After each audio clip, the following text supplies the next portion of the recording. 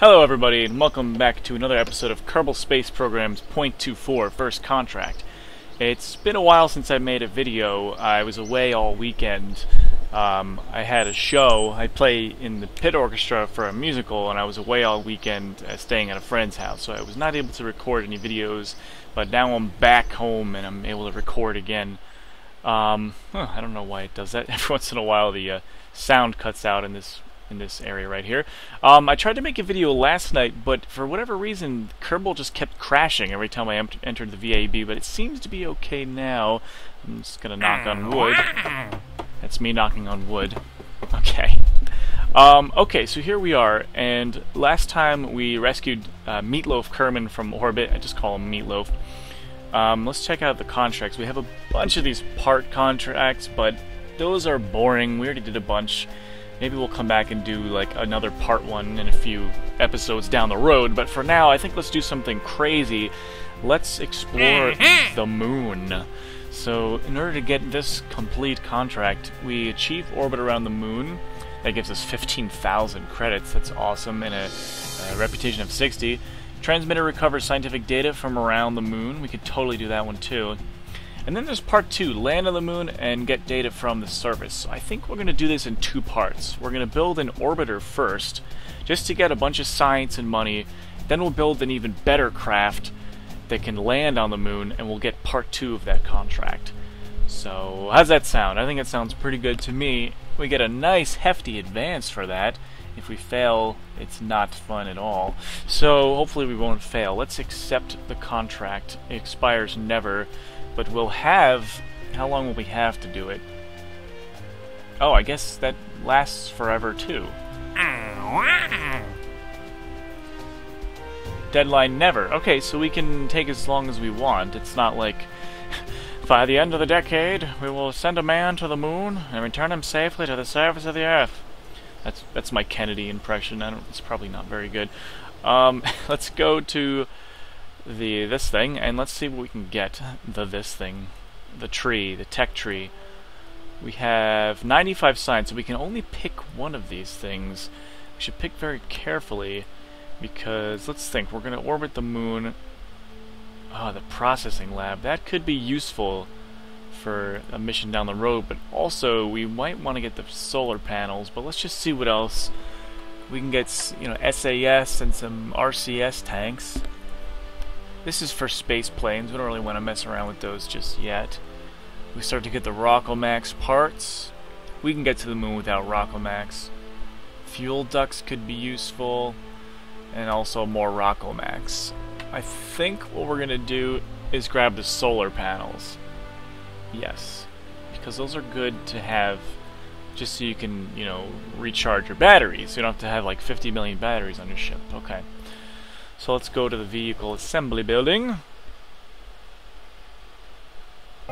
I kind of constructed this craft here, but I'm going to show you how I did it. That was the plan. The plan was to construct it from scratch, but I made one just to make sure it works. So we're going to take Command Pod Mark 1, and we're going to throw on there the parachute. Oh, you know what? Before I forget, we have these Kerbal engineering systems, which I installed. Let's go back for 1 sec, sorry. And let's enable them from here. The Kerbal engineering system. We'll research that, all 3 of those. If you install a mod that uses parts, and it's after the fact, you can just go right back into it and click research, and it'll bring them to you. So... a couple, you guys might have seen some of my videos where I used these parts, the flight engineering mod. It just helps you see how much delta V and whatnot you have. So we'll go with that. Okay, science. We want to throw in the Science Junior because we want to collect data from around the moon as well as some goo. So this is like our standard science container unit. This is what we use. This is what I use at least. We'll throw on the parachutes on the side just to make sure we have enough drag so we don't crash. Okay. We'll throw on a D-cup. Next, this stage here, we'll do all our Munar operations around. So not a whole lot of fuel is needed, just the engine and like one fuel tank will be plenty for us to do stuff around the moon. Next we want a stage to get us to the moon, so we're going to need a little more fuel. We'll use the big one. This one holds 360 fuel. And we're going to want to attach just another one just underneath there, just to really make sure we get to the moon. Again, we'll use the gimbaling engine. That's good.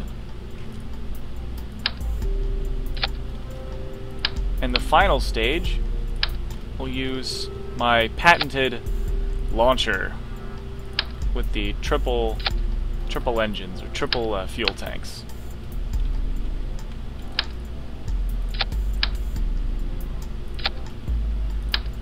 With triple gimbaling engines, just so we have the control we want. Of course, we'll strut all this stuff together. Oops. Nope. Come on. There we go. Sometimes it doesn't like it. I don't know why. And we'll throw on here these large BAC boosters. The blood alcohol content. Yeah, we'll throw on those things. That's a joke. I make joke. Get it? Like BAC? No? Okay. So we also want the stability enhancer. Chuck that on there like that. Alright, let's throw some batteries. 4 is probably fine for our purposes, and now that we have photovoltaics, we can throw some of these on. Just so we can charge these puppies back up again. We don't have like any crazy photovoltaics yet. We're not that advanced yet.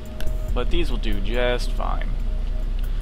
I also want to strut from, like, say, here to here, just for some added stability. You never know. Probably end up needing it. So that's it, folks. This should get us to the moon, into an orbit around the moon, where we can mine all the science from around it, and take our crew reports, and do our EVAs, and all that stuff. So we'll title this craft the Munar Orbital Explorer. Yeah, again, my names are so creative, aren't they? Crew, who should do it? I think Jeb. I mean, it's yeah, definitely Jeb. He's like the hero of Kerbal Space Program, so it's only appropriate that he explore the moon first.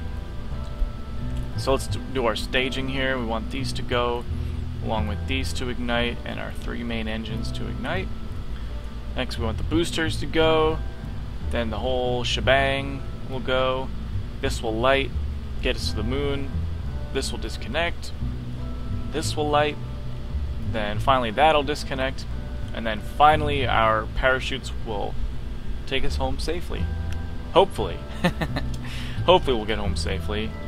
Of course we will. It's Jeb. Jeb's in the pilot seat, so I think we'll be just fine.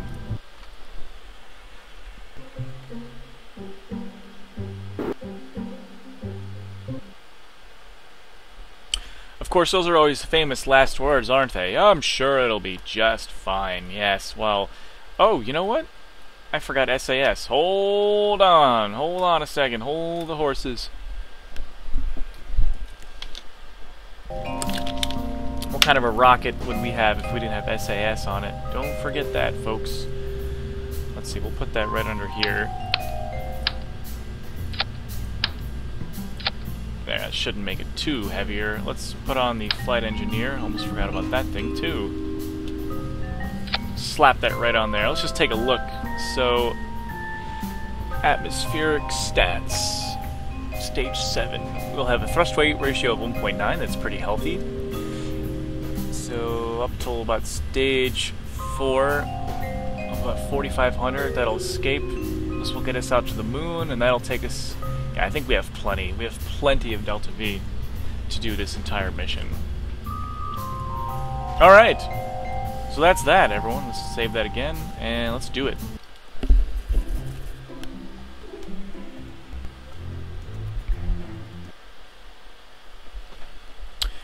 Alright, for real this time. Jeb, are you ready? Yes, of course he's ready. He was born ready. So we'll just put these two things on here just so we can watch all the data. Let's just make sure our contracts are good. Science data from space around Kerbin, explore the moon. Good. Let's do it! 3, 2, 1. We'll just put the thrust to 2/3 thrust. So I figure once we're up there, we'll take science from somewhere in orbit, probably close orbit, and we'll take the 2 goos from far orbit and near orbit, and we'll do all the various crew reports, and we'll even try to do a bunch of EVAs. And then I was thinking, when we come back to Kerbin, actually somebody commented and recommended this, when we come back from the moon, we'll try to get ourselves into a polar orbit. This way we can get the EVAs from around the poles. So this is going to be a pretty involved mission, but it's going to be good, I think. I just noticed there's an extra little button up here. Oh, that's the Flight Engineer mod. Oh, that's cool. It gives you a little extra button for it. I didn't notice that. So boosters are gone. We'll just pump this up to full throttle. It's a heavy craft, but I tested it, and she does get into orbit. And not only that, but I'm pretty sure she gets to the moon and all that goodness. So don't worry, folks, it might look like I'm not going to have enough, but we get there. Oh, look how pretty. So we're just above the clouds now. Doing a nice night launch, and there's the city spawning below us. It's kind of a cloudy night here on Kerbin.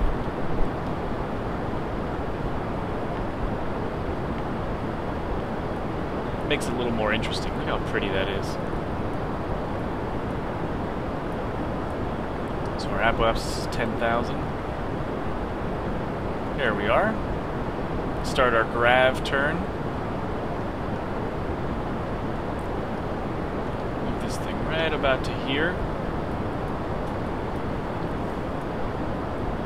Watch as we arch over like this, just to pick up that sideways velocity now.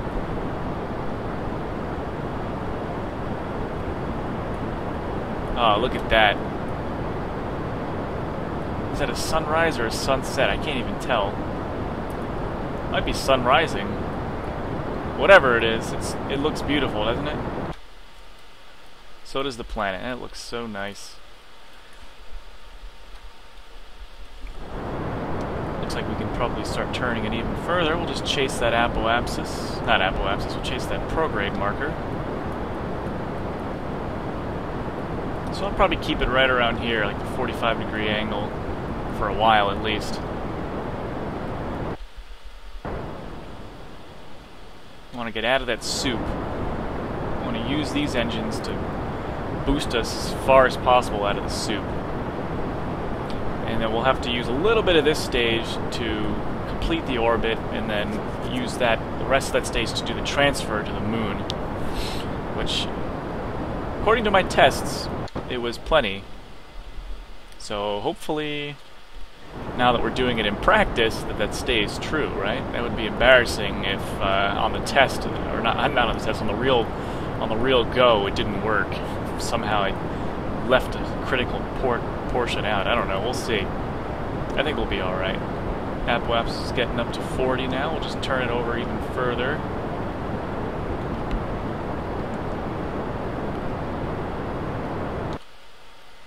Even though I can see the apoapsis here with the numbers, I always like to see the arc.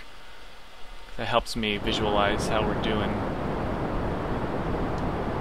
Apoapsis 50, I'll just keep turning it. We're about to run out of fuel here. And that's okay. It was a good stage. See ya. So we now have a nice 1.7 thrust-to-weight ratio, which keeps going up as we burn the fuel. So we're ascending even higher now. Let's just turn this thing pretty much straight to the horizon. Man, that looks so nice. This game is beautiful. It really is.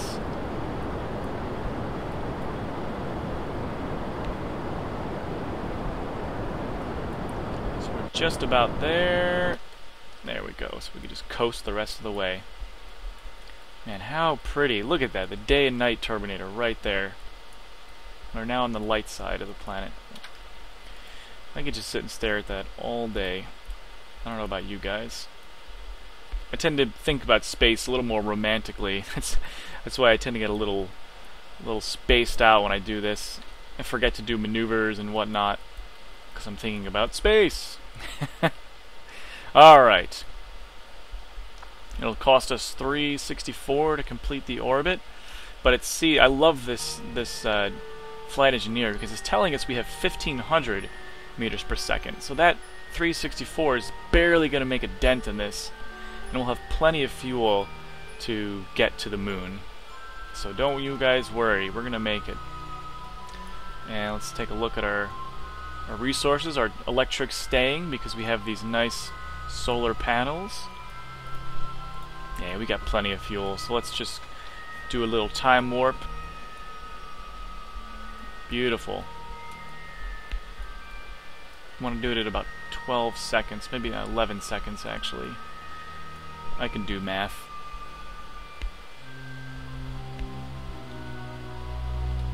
And we're coming up on it very shortly. And here we go. Orbital injection burn. Firing at the complete top part of the orbit, just to give us the extra energy required to never fall, to stay in orbit permanently.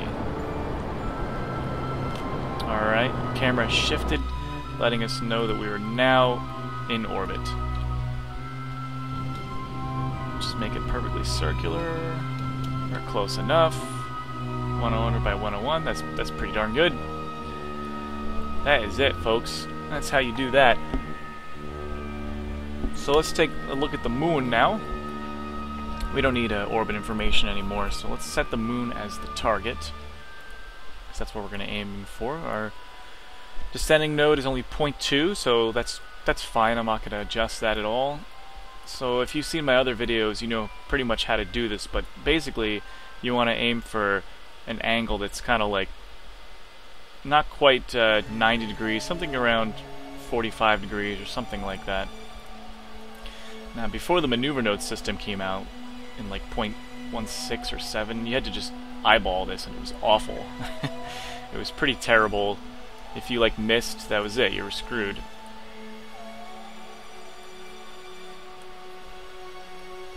I want to be going around the moon on the right side of it. Let's just see how well we can get this.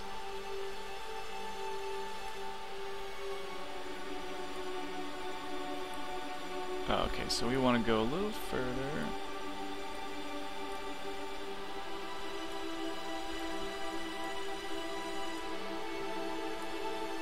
$105, 44. That's kind of what we want right there. Now notice if we screw this up and don't make any burns, we're coming around this side, the moon will actually slingshot us out of Kerbin's orbit, and we'll end up, well, out here somewhere. It's not exactly telling us, which is strange. Usually it does tell you. But we'd end up in a solar orbit somewhere, halfway to Duna. But that's why we're not going to screw up. But just as a little bit of information, on the Apollo missions, they came around the moon the other side, going this way, so that if they missed the burn or like their engine didn't ignite, it would cancel their velocity and they'd end up having a free return trajectory back to Earth. They didn't do it this way because if something went wrong, the astronauts would never come home again. They'd be lost in space. But this isn't real life, and I know that my engines are going to ignite because in Kerbal, your engines don't just randomly fail. Unless you whack them really hard against stuff. But I don't plan on whacking them really hard against stuff. So we are going to do this kind of Munar approach, approaching it this way. Anyways, enough talk. Let's warp to this spot. My god, that just looks so nice. Again, I can't stop like ogling at it. So it's going to take 45 seconds, so we'll burn around like 20, 23-ish seconds. Something like that. And so it's saying we have to use up 800 meters per second. We have 1100, so we'll be left with some fuel in the tank. Math. Oh, missed the burn a little bit, that's okay. Here we go. So we are boosting our orbit out to the moon.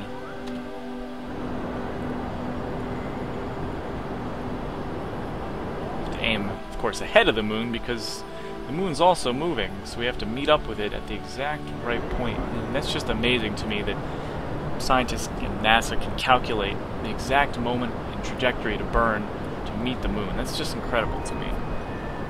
I guess we have Newton to thank for that, and his laws of motion, his Principia.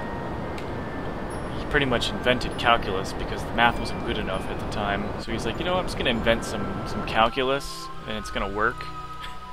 Alright, so we have an apoapsis of, or periapsis of 155. Let's just get that down a little further to like 35. That should be good. I think that's considered low moon orbit. We could always adjust it. I did that by just doing little bursts, and look at how good that looks. That just looks so good. I'm sorry if that's like annoying to you guys to hear me say that over and over again, but I just can't get over it. Can't get over how good that looks. So we'll just do a little quick save, and I think we'll call this episode to a close. So we're gonna chip away at this contract. There might be a couple parts to get this one, but that's okay. I don't want to make these videos too long. This one's already over time. I'm trying to keep them to 20 minutes long. But in the next episode, we will get ourselves in a stable orbit around the moon. We'll get some science. We'll do some EVAs around the moon. And then maybe in the next episode after that, we'll get back to Kerbin in a polar orbit, and we'll get some more science from that. So as always, thank you for watching, everybody, and see you in the next episode.